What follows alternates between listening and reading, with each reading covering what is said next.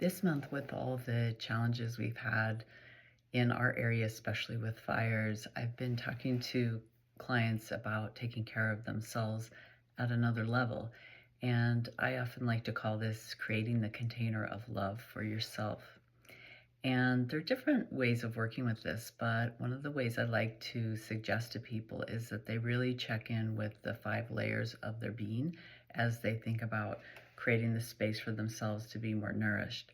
So I actually think of this as an energetic space that you're creating, but in order to create that space for yourself and move into presence with yourself and to love, we often need to look at different layers of ourselves to get to that space. So it's sort of a simplification, but I like to talk about the 5 layers of our being that are the way we can relate to just being human.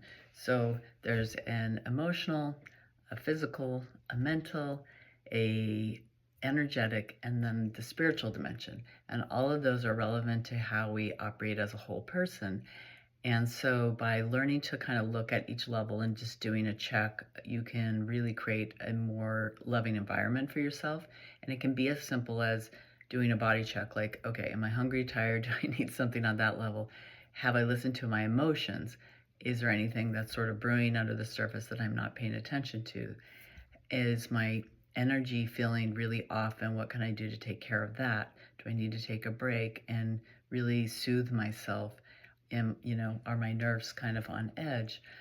Then there's the spiritual dimension, which depending on how you were brought up, you may or may not be paying that much attention to, but it might be asking for attention in order to help you, gain better access to the guidance within you or to give you direction about your life.